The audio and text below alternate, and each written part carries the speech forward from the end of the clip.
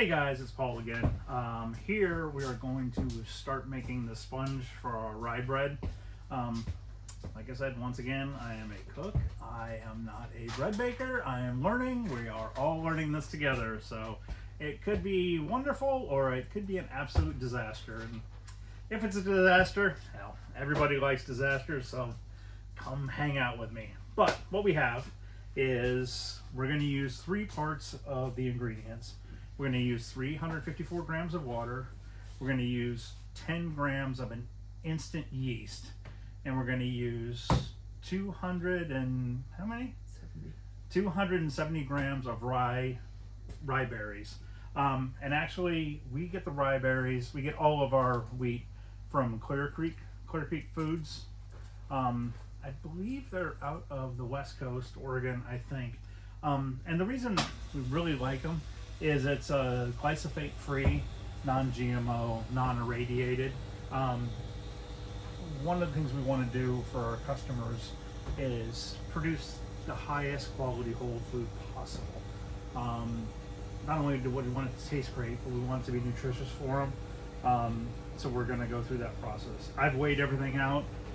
Oddly enough, even though, yes, I look like a hillbilly and a hick, some of the most interesting things, I lived in Europe, I do everything in grams, which in baking seems to work so much better because it's so much more accurate. So I always have a little gram scale that's very accurate. For my yeast, I have a bigger gram scale when I'm doing some of my other things. So what we're going to do is we're going to take our rye wheat berries, we're going to add it to our Nutri-Mill, and we're going to go ahead and turn this into a rye flour. Now you might want to cover your ears because it might get a little loud here, but just bear with us.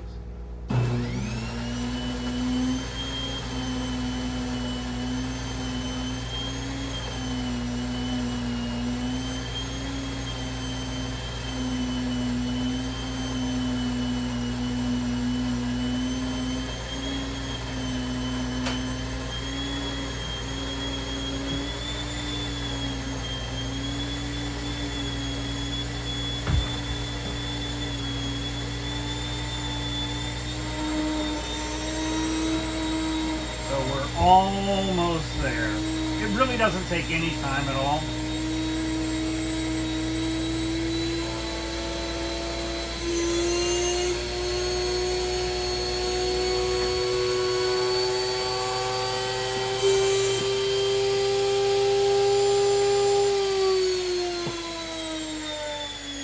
And just that quickly, we've turned our right wheat berries into rye flour.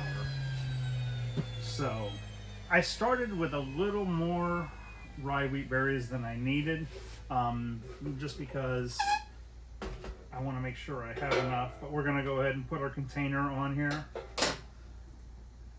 And we're going to go ahead and weigh out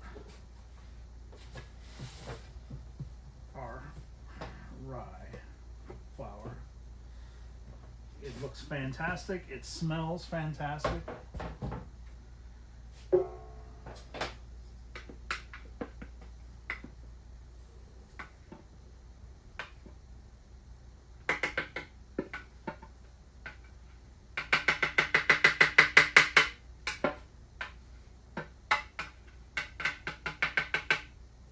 So I started with 280 grams and I netted out with 273. So that'll be close enough for our purposes. So now all we're really going to do is we're going to go ahead and add our freshly milled flour.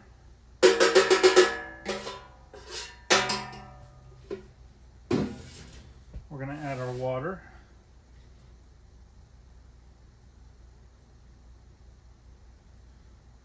We're going to add our yeast, our 10 grams of instant yeast. And now we're just going to combine it. And I know it seems simple, but for me, I kind of got to start at the very beginning because I'm like a kindergartner when it comes to this. But historically, I've been a pretty quick study, so hopefully this will turn out to be some great rye bread because I just absolutely love rye bread. I don't think there's many things that are much better. So now we have our sponge. So what I'm going to do is we're going to go ahead, we're going to cover this, we're going to label it and date it, just like we would in the restaurant. And then I'm going to put it in the refrigerator overnight. We'll take her out in the morning, we'll let her come up to temp, and then we'll continue this baking process. But like I said, this is going to be kind of like our starter, except we're using instant yeast rather than like you would in a sourdough starter. So short video, I know, but like I said, we will take you through the process and see how it goes, and we'll catch you for the next mix, and we'll watch it rise tomorrow. Bye.